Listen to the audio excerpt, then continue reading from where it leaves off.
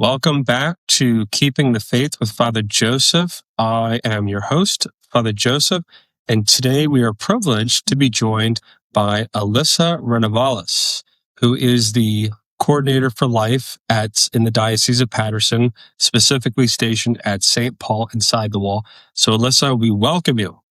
Thank you so much. I'm so happy to be here, Father. So, Alyssa, just real quick, a little background, who you are, where you come from, and specifically what led you to the ministry that you're involved in at St. Paul inside the Wall. Perfect. So I'm originally from the Bronx, and we moved out to Jersey about 4 or 5 years ago. Originally, I had studied biology at Stony Brook University with all hopes and aspirations of becoming a physician, a doctor. Okay. And just along the way, the Lord kept pulling at the strings of my heart. I was working in the emergency room at Hackensack Hospital, and just seeing everything that was happening there, some going against the teachings of the church. As I continued to just get more formation, it just didn't feel necessarily right to be there anymore. It felt like the Lord was calling me elsewhere, which at the time was completely confusing because this is all I've ever studied for. But just trusting in the Lord and trusting that He would guide me into a place that He wants me to be in. That's what I did. Wow. Yeah, and it's been a joy to be in the Respect Life ministry. And there's so much overlap. At first, it did seem as if it was two completely different departments or worlds. But the reality is that faith and reason, they go hand in hand. So the transition hasn't been that difficult as one might assume it would be, but it's definitely been a joy. And even when I was in the hospital, I did try my best to bring the Lord's love and mercy into it.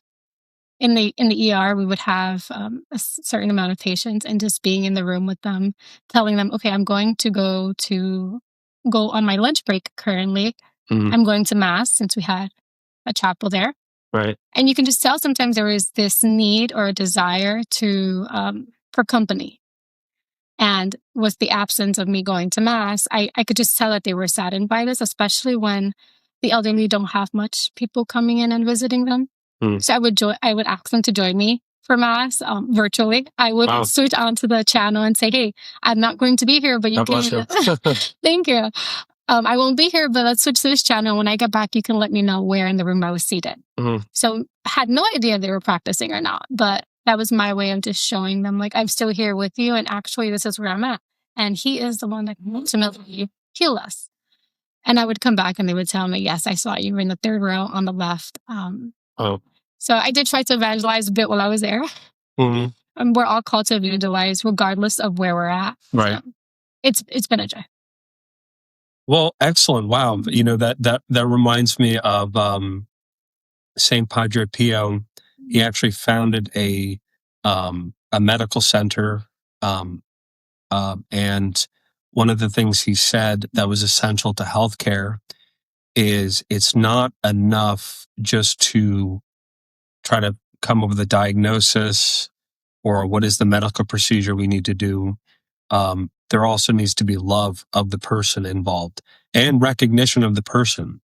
We're working with persons. We're not working with things.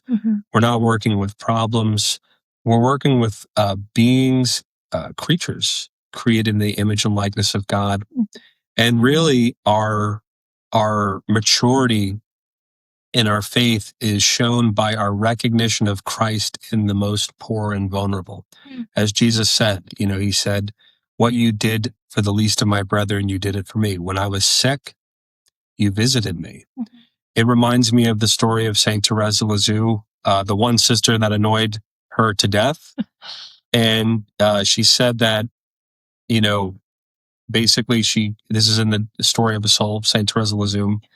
And she basically said that what she chose to do was to purposely be nice to this one sister who was burdensome.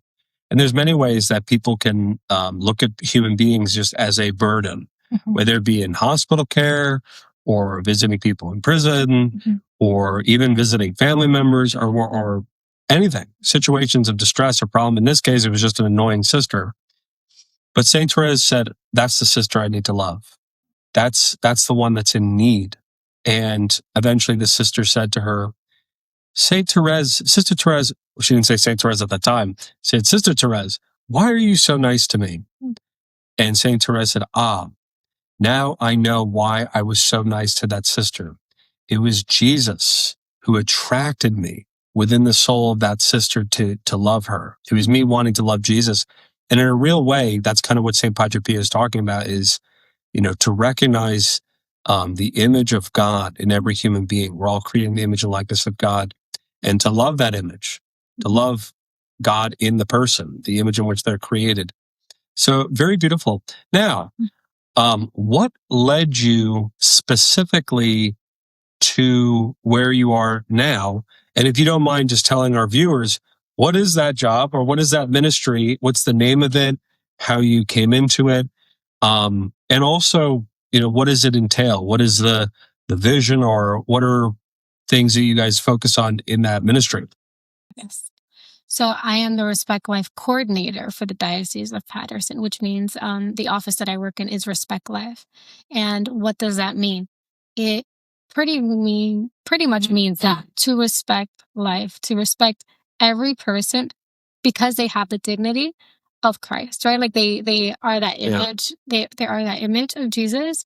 And in order for us to respect all aspects of life, we need to be able to identify that dignity in ourselves and in others. Yeah. So what led me to the ministry is a unique story. My mother was actually 15 when she was pregnant with me, right? Okay. And I knew that I've known this all my life, but it wasn't until researching this position really that it just drew on me. Wait, I've never asked my mom, why did she choose life?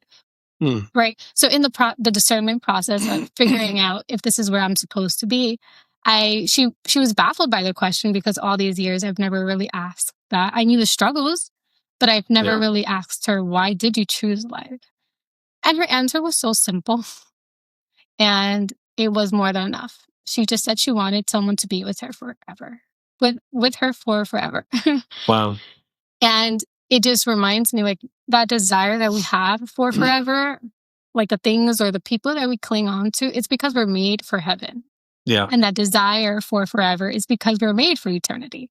Right. And that really is what brought me to Respect Life, was just her response of like, wow, there's mothers out there who are struggling, who don't feel like they have the support that they need and don't know if they should choose life or not. And I would love to just help out in that process, in supporting the women and families in the diocese to the best of my abilities. And I think with Respect Life, a lot of people believe that it's solely babies in the womb or it's solely helping mothers, but and that is an important aspect. But Respect Life is such a broad spectrum, right? It's like babies in the wombs, the elderly, end-of-life issues, prison ministry, the homeless, the poor. It really is all of us. Yeah. Because we think poor as in financially poor, which is very true. Yeah. They also need help as well. Mm-hmm. But we're all spiritually poor, right? So whereas like young adult ministry is specific to like young adults, Respect Life is everyone and anyone, especially those who are suffering the most, right? Yeah. Yeah. Well, I think the challenge, and that's beautiful. And I think that the challenge of our day is, as it is the challenge of every point in the history of the world, the history of the church specifically, is helping people to find the meaning and the goodness of life. Mm-hmm. And there are a lot of things in our culture. I think it was JP2 who called it the culture of death.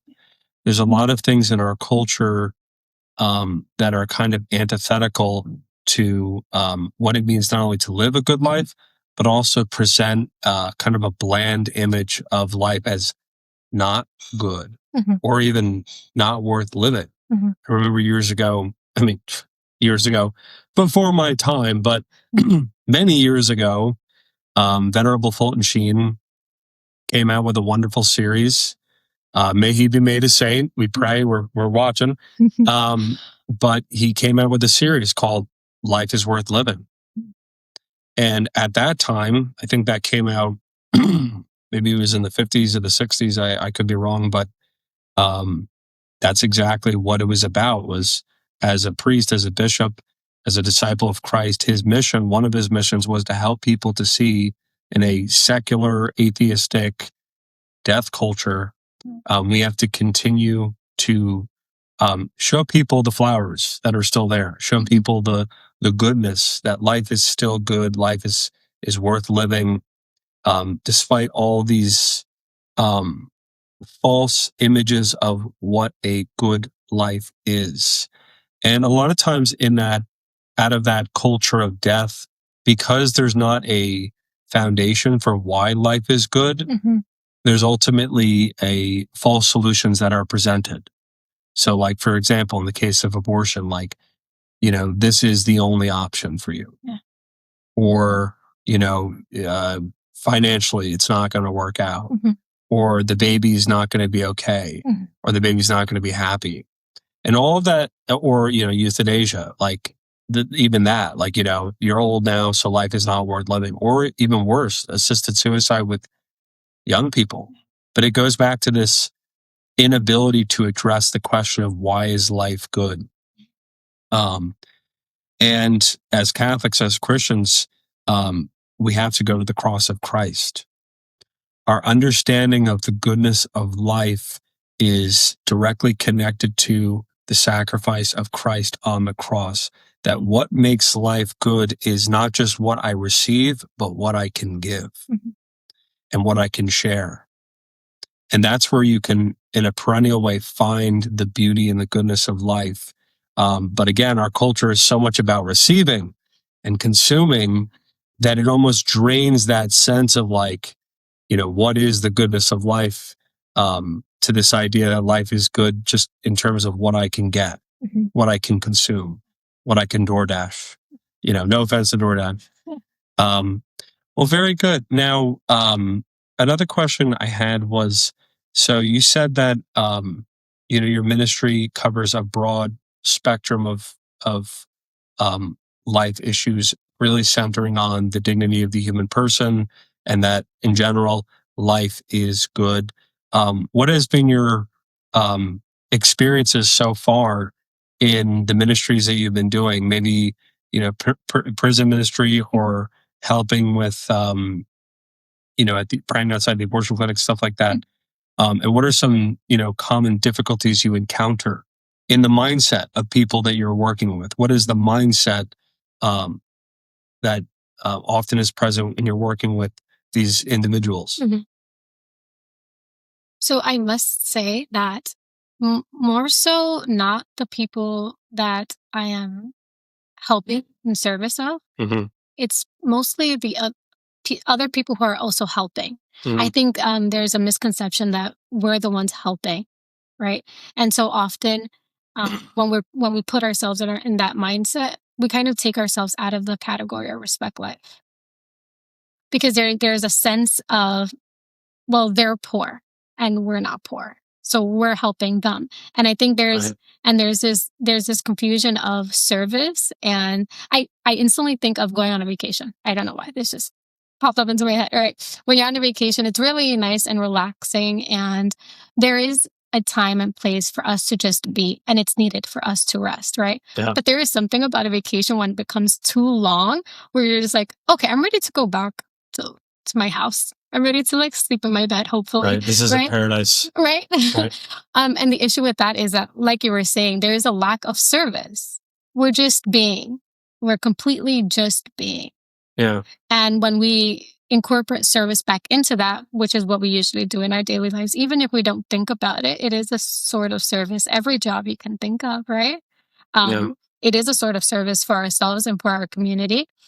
That is when you see the biggest, I think, changes in respect life.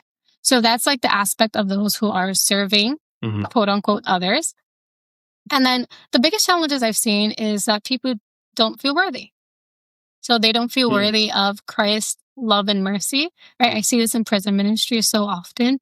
A lot of the inmates would just come up to us, but there you can see their Bibles not highlighted. They have highlighters, underlined with just some pen marks and pencil marks, and you can tell that they're studying the Bible. They're reading the Word of God, and yet there's a sense that I'm still not worthy.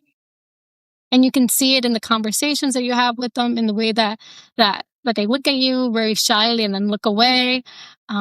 It's a sense of I understand the teachings perhaps of the church, that I am good, but I don't necessarily feel good. And you see this when we're standing outside of an abortion clinic, right? Like, I understand I'm meant to be good, but it doesn't feel like I am good, or I don't deserve that. And I think that has been the biggest challenge that I've seen. Yeah, no. I mean, no, it is a challenge. I think that, again, this is a beautiful work that you're doing. I think that part of, again, the goodness of life is not, as St. Francis of Assisi would say, it is, or not St. Francis of Assisi, who is it? It is in giving that we receive. Oh, no, I'm thinking St. Francis of Assisi, it is in giving that we receive. And then I think it was in the scriptures, it is more blessed to give than to receive. But both of them, wonderful. One scripture, one up. But anyway, the point, it is more blessed to give than to receive. That part of the happiness of life and the goodness of life is that we offer our lives in service. It's only in service that we actually find the fullest meaning of what life is about. Life is not about indulgence or self-service, but about self-giving. And, going back to that example that you gave about, vacation. Yeah, it's true. I like vacation. I think, if you have the gift from God to go on vacation, but yes, I think anybody who has had the blessing of going on vacation knows that if you stay on vacation too long, you're sick of it, because you're like, normal life is not just about sitting by a pool and going out to dinner. It's like, that's great, but it's like, this can't be the norm financially, but also just in terms of my happiness. Like, this is empty. And Father Benedict Rochelle, God rest his soul. Are you familiar with Father Benedict? So love Father Benedict. We're Father Benedict fans. And he wrote several books. One of them was There Is a Rise from Darkness When Life Doesn't Make Sense. For those of you who don't know, Father Benedict Rochelle, he was one of the co-founders of the CFRs, the Franciscan Friars of Renewal. He's a priest. He's a priest. He was a psychologist. He went home to the Lord several years ago. God rest his soul. And he wrote several books. Arise from Darkness When Life Doesn't Make Sense. And another one was The Tears of God, Persevering in the Face of Tragedy and Great Sorrow, something like that. But something that he talked about was a sure antidote to overcoming sorrow is service. Service. Firstly, just to get yourself outside of yourself. Obviously, there's a time where we're in sorrow and it's like we don't want to do anything. But he still went back to how there's a kind of happiness, a light, a hope, and a joy that enters in when we forget ourselves. Not neglect ourselves. That's a distinction. Not neglect ourselves, but when we forget ourselves and we focus our attention on someone else to help them. And a lot of times it's in our moments of suffering that actually open the door to helping people more. Because I think that's actually one of the ways that we, at least for myself, that's been a great place of help. That's helped me a lot in helping people is my own struggles or sufferings that I've gone through in my life, my own difficulties. It's helped me to, when helping people, put myself in their shoes in some way, even if not exactly. So like, I've never been to prison. But I've had moments where every human being has experienced suffering and made me feeling alone. Yeah. And so then I imagine how horrible it must feel to be like literally unable to leave the space in which you're in. Yeah. How horrible it would be to not be able to see my family, whom I love very much.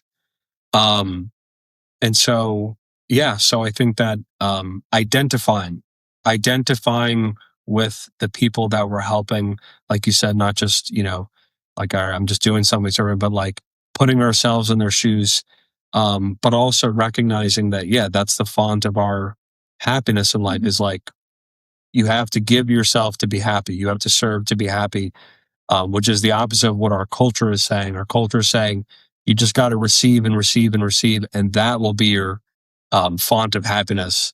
But many people nowadays are finding out that that's not the case. Well, very good. Well, do you have any questions for me? I know that maybe you've prepared some questions for me regarding different topics and stuff. Yes, I have a few questions. So the first one, on the topic of IVF, how do we uphold the church's teachings on IVF, which while still welcoming and supporting the parent and the child, right? There's so many instances where um, maybe a family would come to you and express with joy. Like I'm pregnant, I'm having a child, and you find out that it's through IVF. How do we respond as a church? All the hot button issues. Well, yeah. So, I mean, I think first and foremost, most of the time when people come to you with the news of, that they're having a child, they may not make it known right away that it was by means of IVF. So first and foremost, we thank God for the gift of human life. Even if in that moment, you discover that the person had used IVF, like, yes, like you should, there's a time to address it. There's a way to address it, which we'll talk about. But first and foremost, even in the case of, let's think of like an ideal situation from a Catholic perspective. You have a family that are faithful Catholics. Maybe they didn't know about IVF, about the church's teaching on it. They use it. They conceive a child. They give birth to that child. Then they discover through keeping the faith with Father Joseph that IVF is not okay. And they say, oh, well, what does this mean about our child? And I would say to those parents, your child is still a gift from God. Your child is a gift from God. So we thank God for the gift of that child. I think that's the plain and simple answer with respect to like, what do you like? That's the reality of life, is that life is messy and you want to help people to come to know the truth and you want to teach them the church's teachings on these matters. But the reality is like, there's a child here now. And so what do we do? Well, we're not going to scorn the child and be like, you were born through IVF. No, like, it's like, we thank God for this child. But at the same time, there's a way of, really talking with the parents about what had taken place. I think that we would be remiss, especially as priests, if we didn't talk to them. Why? Because it's a sin. And because a lot of bad stuff takes place in the process of in vitro fertilization. The question is how do we talk to the parents about it? What makes it particularly difficult is the pain. That's usually part of the problem, is that parents are in a place of pain because of an inability to conceive. Could be infertility issues or whatever's going on, that they turn to IVF. It's usually coming from a place of pain. So the approach is obviously always with gentleness and sensitivity.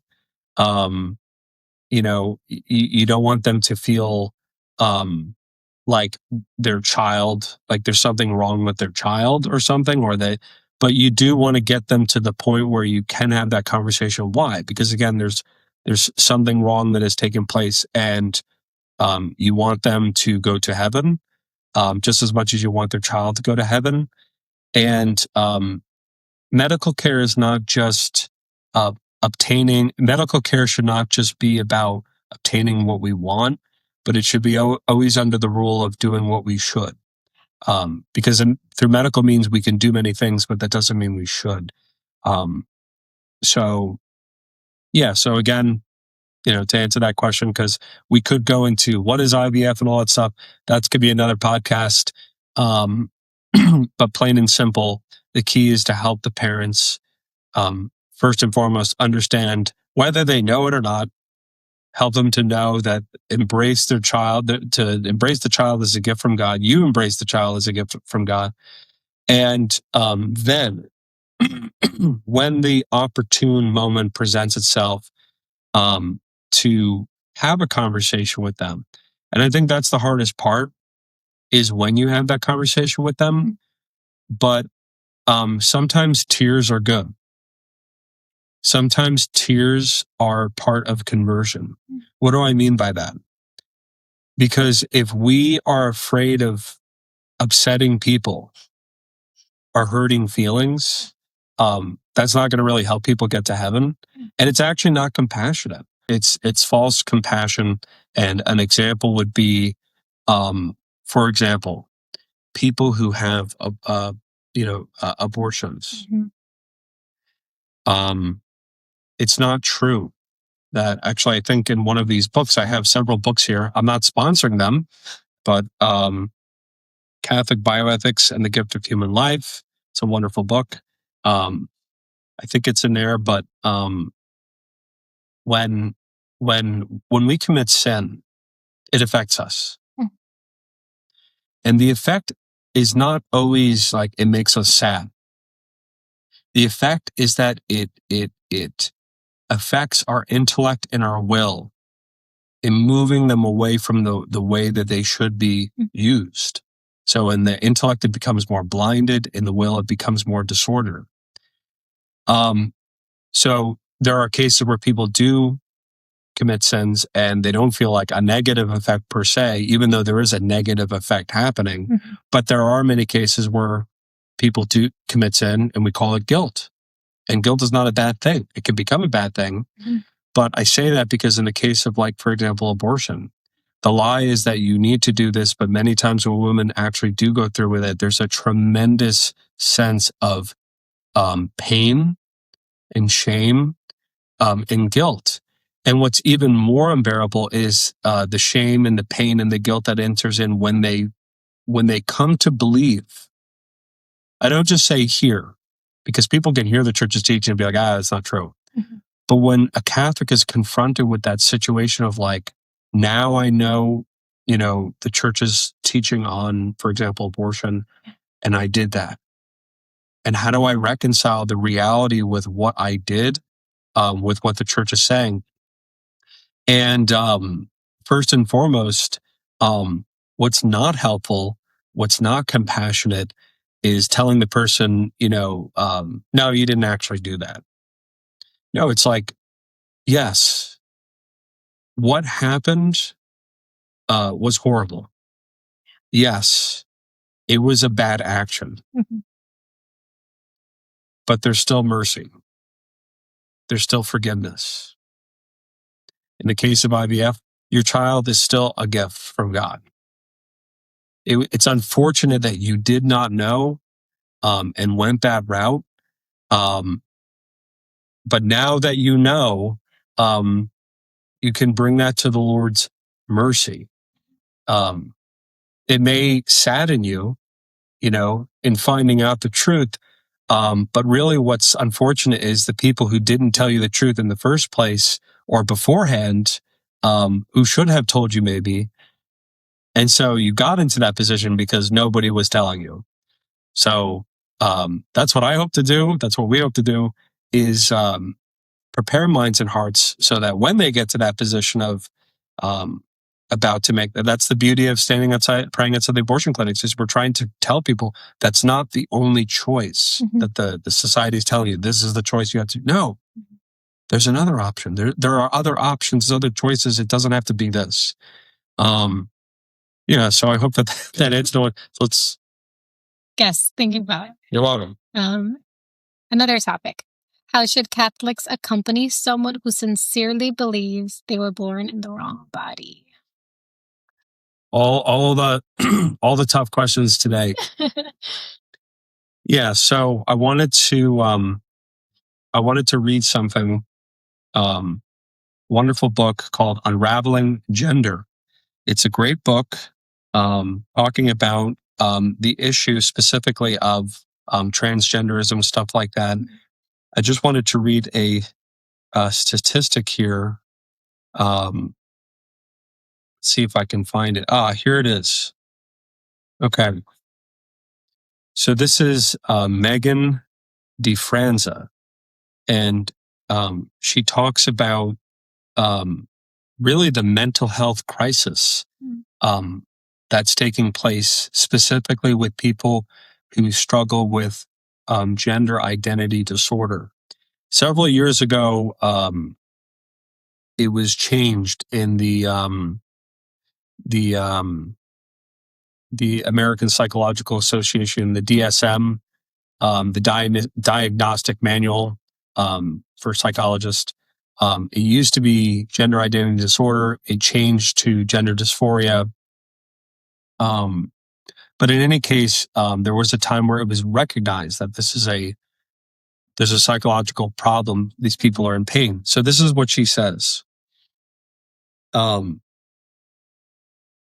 She says 57% of 57% have family members.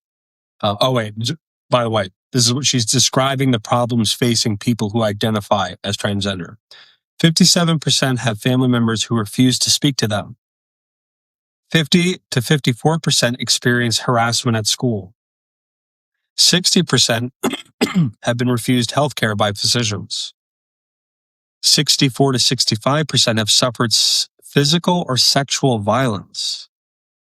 57 to 70% have been discriminated against or victimized by law enforcement. 69% have experienced homelessness. Even more harrowing are the suicide rates. In the general population, the 4.6% rate of suicide attempts is deeply troubling, but this rate is more than double, 10 to 20% for lesbian, gay, and bisexual persons, and skyrockets to 41 to 46% for transgender and gender nonconforming people.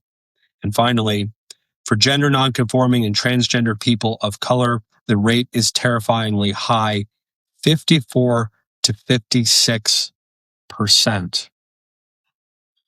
So why did I start with that statistic in answering this question? Firstly, you have to recognize that many people, if not all, maybe I shouldn't say all, but many, according to these statistics, people who are struggling to reconcile with themselves, really. It's an interior war between their body and their sense of belonging to that body. They're in tremendous pain. They're in a place of pain, confusion, and isolation. And more than this, they're on the defensive because for many, they feel that they're not only fighting within themselves over reconciling their confusion about their sense of who they are and their gender identity. According to these statistics, they feel that they are not accepted by society, by their family, and unfortunately, they feel unaccepted by God, which consequently can turn into rage. We've seen in recent times in the news an uptick in violence perpetrated by individuals identifying as transgender. Something that this author, John Grabowski, something he talks about at the beginning of this book is that the response of the church and of us has to be compassion, not acceptance of false ideology, not of compromise, and especially not of promoting as some kind of means of helping. That's the issue with the DSM-5. The new one is that part of that, unless they changed it, part of the idea of helping people is to just simply affirm when really it's just masking a problem. But in any case, he says that the wrong response is bullying, discrimination, hatred, outcasting. None of that actually helps the person. It actually pushes them down a further hole. Because you're, in a way, you're really dehumanizing them. Anytime you do that with anyone, you say, oh my gosh, this is a freak, they're outcast, they're different, they're weird, they're violent, they're this or that. Even that language, which you mentioned at the beginning, the language of they, they, us. I forget where you read that. They said they, us kind of mentality. No, we're human. We're creatures of God. And yes, there's the question of, you want to, again, this goes back to the IVF thing. You want to get to the point where you can talk with them. You want to get them to that place where you can have a conversation, but usually it's not the first moment of meeting them. Also recognizing that even if out of the gate you were like, you are your body and transgenderism is this a wrong ideology and you're either a man or a woman. Like, it's in one ear or one other. Now, pastoral prudence is a time and a place also for when I should, Jesus is the best example. There's a time to flip tables and there's a time to be gentle. And Jesus shows us, shows us when to do both of those things. So especially when you're meeting someone who genuinely believes they're in the wrong body, the first thing you should show them is the beauty and the kindness of Christ and the love of Christ. Now, I did want to also mention that you use the word accompaniment. So I think that there's two aspects of accompaniment, and both need to be present, kind of complementing each other, and you can't have one without the other, really. So the first aspect of accompaniment is I'm just in the presence of another person, and I'm able to just be with them as another human being. You have to just first and foremost be able to do that, even if they are different. Even if, call it the virtue of civility, whatever you want to call it. But first and foremost, if you're not able to acknowledge that you're in the presence, doesn't mean you're compromised. It doesn't mean you're accepting what they believe. It doesn't mean but you need to be able to eat with sinners and tax collectors. Jesus, who is infinitely above us, was willing to eat and drink with sinners and tax collectors to purposely give us the example. Some people, they get scandalized. It's like, it's like even the Pharisees at that time, or the Sadducees, whoever, they're like, why? Why does he eat and drink with sinners and tax collectors? They were scandalized. They said, why is your rabbi sitting in the presence of these sinners, right? And it's like Jesus was showing, like, those who are well have no need of a physician, but those who are sick do. I've come not to call the righteous, but sinners. So first and foremost, the first part of accompaniment is smelling like the sheep. I'm willing to just be with the other person, recognizing that I am looking at a human being. I'm not looking at a thing, which is part of the discrimination that can happen with, it doesn't have to just be transgender people who identify It could just be anybody who in our eyes is different. This can happen with racism, where, a person looks at another person and says, oh, that's a thing. It could even happen with just simply someone we hate. It doesn't even have to be transgender or racism. It could just simply be it could be John from work who gets under your skin. So he's no longer John. He's a thing, an object that I hate. This can happen in war, where the enemy becomes not a person, but an object to be destroyed, a thing to be annihilated. This happened in World War II with the Nazis. They viewed the Jews and anyone else whom they tried to exterminate as vermin, things, objects, dehumanize them. So we have to be careful as Christians that we don't do that, because good. Now, St. John Paul II, I remember reading in one of his biographies, his secretary, his priest secretary, talked about how St. John Paul II had a wonderful ability. This is the personalism of St. John Paul II. Theology of the body, we love it. We'll talk about that one day. But this priest secretary talked about how when JP2 was in the presence of another person, he would stop and he would fully engage that person. It's like as if they were the only person who existed. And part of that was because he saw how human beings were dehumanized, whether it be with the World War II with the Nazis, or even when he had to deal with communism. But nevertheless, that led him to have the highest respect and dignity for the human person and the meaning of the body. And that overflowed into who he was. But also, again, when he would talk with someone, he was really with them. In 2026, what's a way that, let's know this, okay. In 2026, what's a way that we move away from engaging other persons just on an everyday level? Oh, yeah.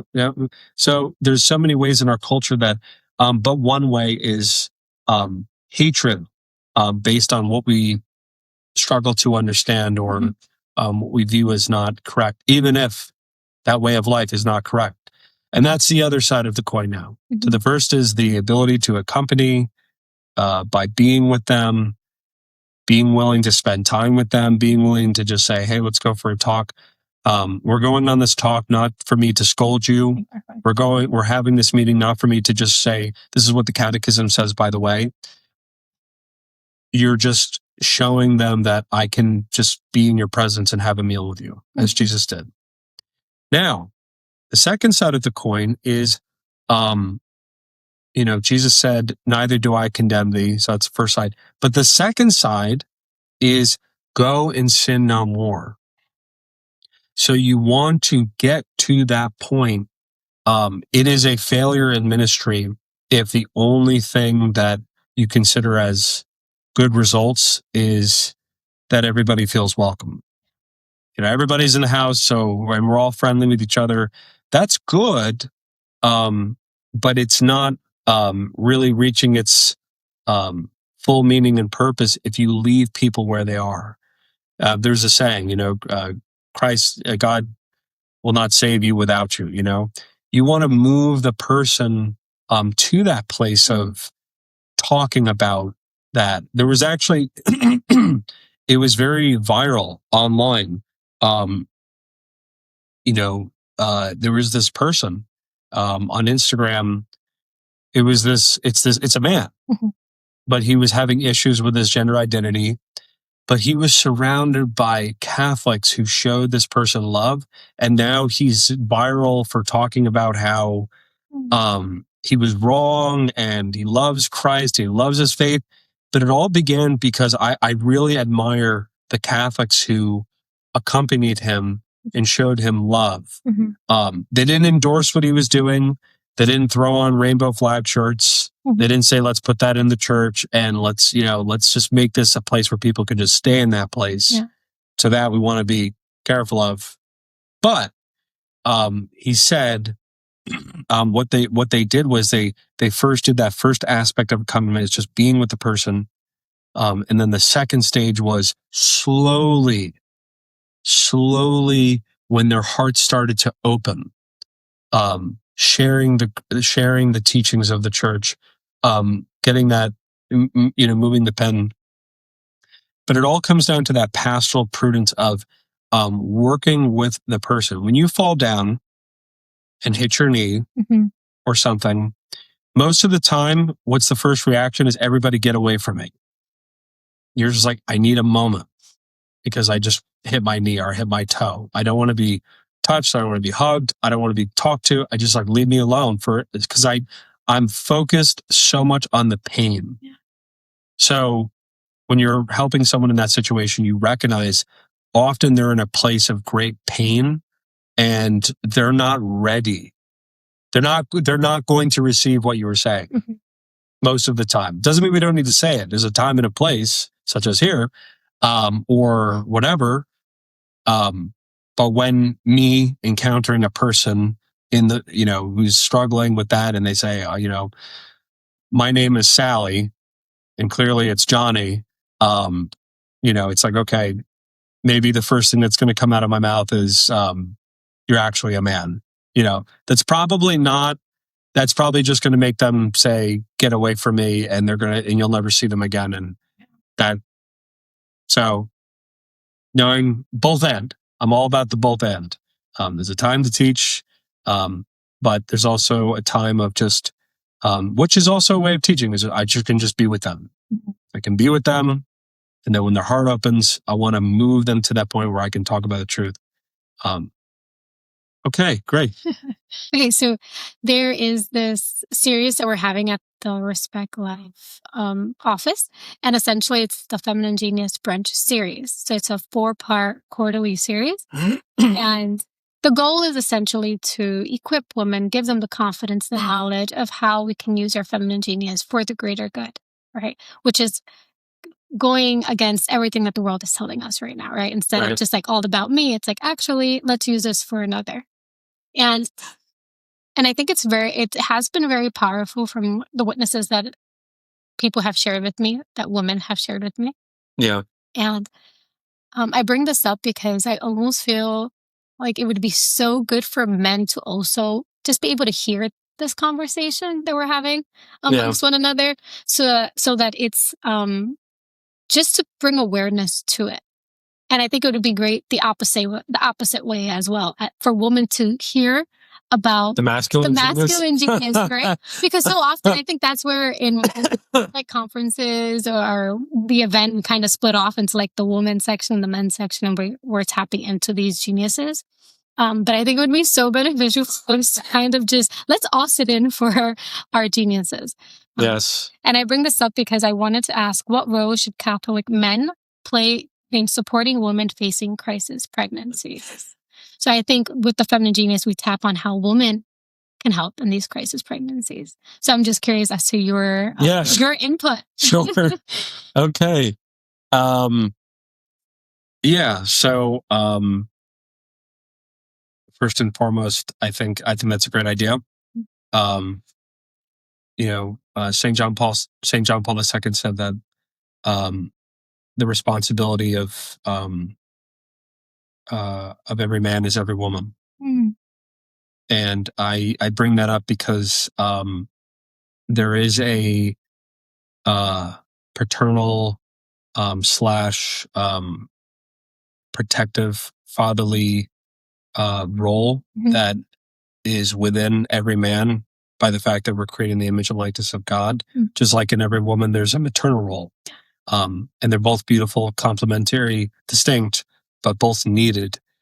And I think that one of the ways that we step up as men is being protectors, specifically of the other, and that's where Adam failed.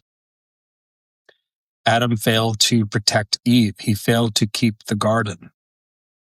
And Eve was the garden. Eve was the beautiful garden that the Lord had entrusted to him. Eve was supposed to be everything to Adam, and Adam failed as a husband, as a male, as a father.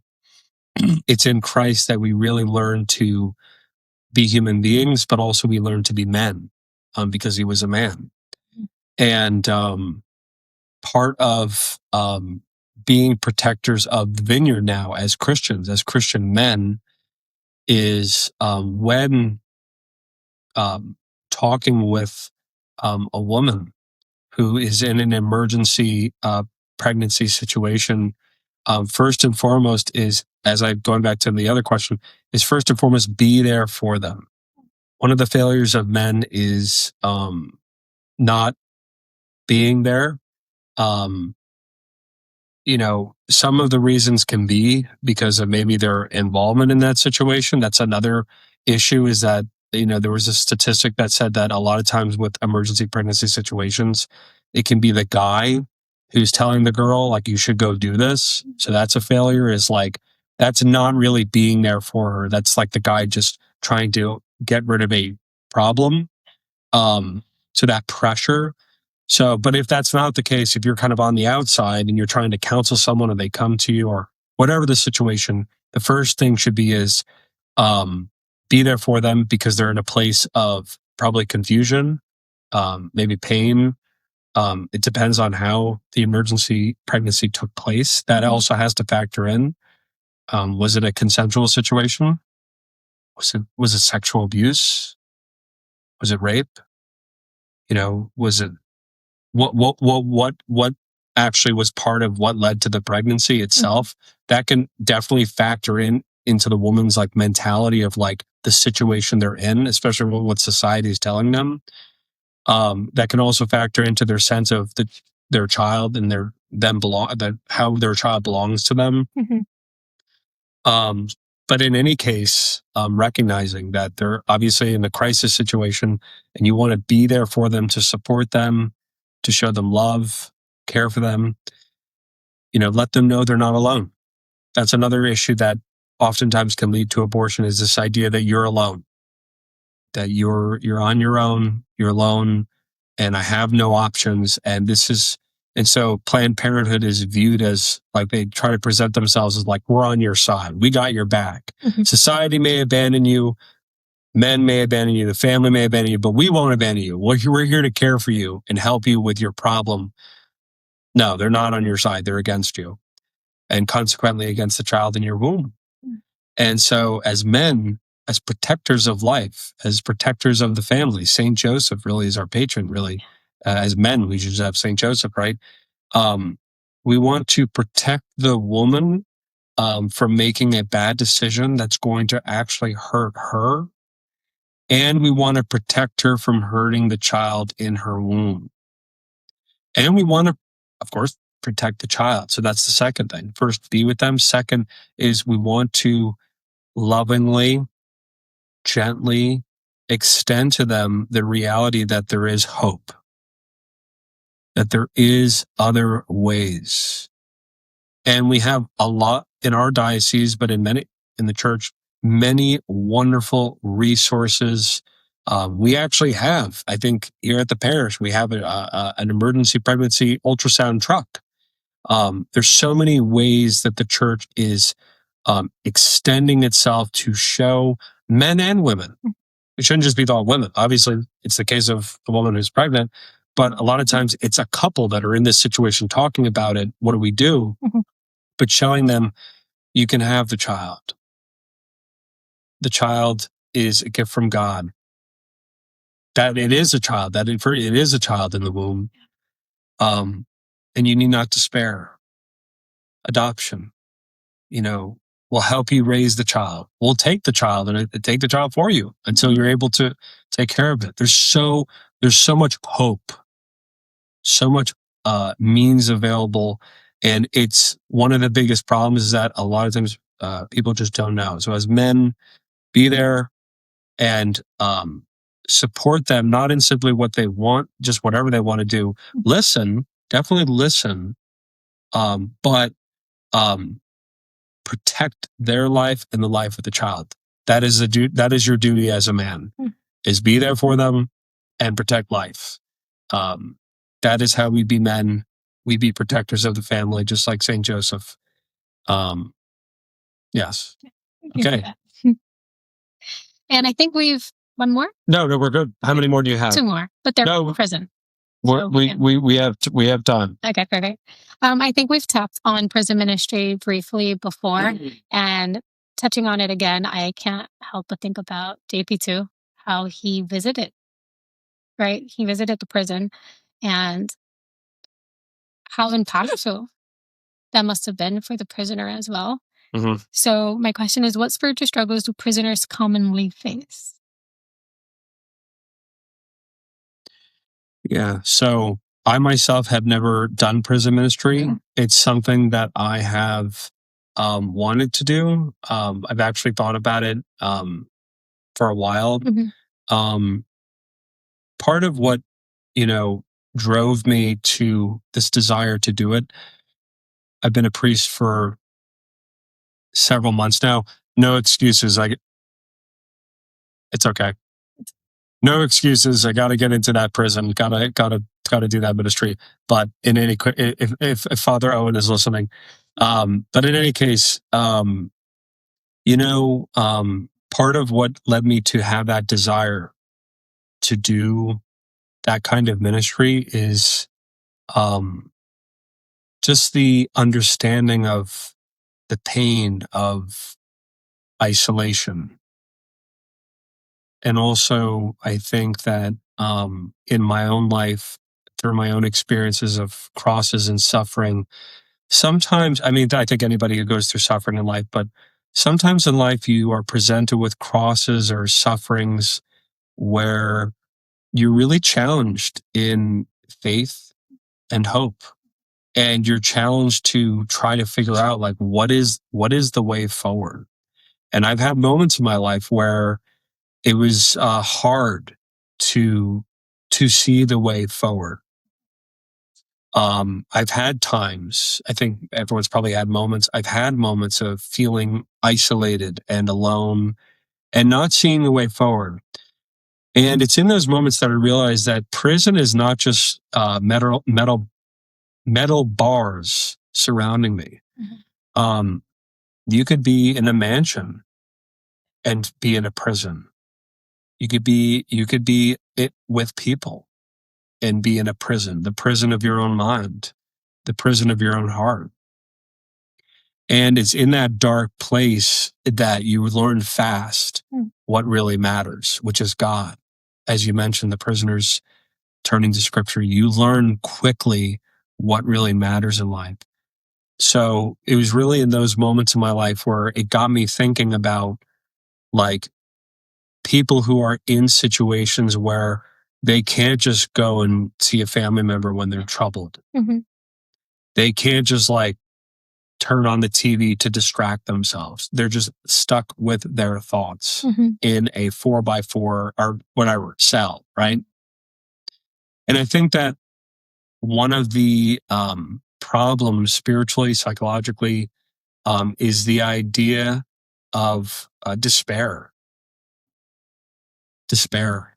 It's the worst darkness of all, is a lack of hope because you don't see anything ahead of you, which 4 walls surrounding you 24/7 can do. You say, well, what is to live for? What is my life for now? Every single day, I'm just doing the same thing. Literally, I'm going to my cell for 16 hours a day. I go to walk around in a little cage outside. I have food, and then I go back to my cell. That makes me feel depressed just thinking about that. Yeah. Because that's actually not the norm for human life. That's why it's called jail. And so one of the problems is despair, is feeling like, there's nothing beyond these 4 walls now. The second problem is, I think, loneliness, which is literally a tangible thing in prison. Is if you're in a cell by yourself, you can't just usually pick up the phone. Maybe some prisons, they're allowing phones now for mental health reasons, and they're seeing okay, it's not good. We don't want to just put people in cells. Like, that's not good. Like, they're going to go crazy. Like, let's give them a phone, maybe a TV, so they can communicate, stuff like that. But still, even so, I feel depressed even thinking about it. I feel dread thinking about the idea of like being cut off from everybody all of a sudden. So loneliness, and then finally, a lack of purpose. That kind of ties into the first one, but a lack of purpose for life. And actually, one more would be guilt and shame. They're all kind of tied together, but guilt and shame, which kind of what you touched on, Alyssa, which is the idea that my life is worthless. Maybe it's because you committed a crime. And so now there's this deep shame of like, my life has literally fallen apart. Like, I committed a crime, maybe, or whatever. I ruined my life, and now I'm here. And you're in this deep place of like guilt, especially if you did something really bad. Like, that can add to that sense of like, I'm bad. And the demons don't help. The demons, of course, are lingering about trying to make you feel worse. That's their goal.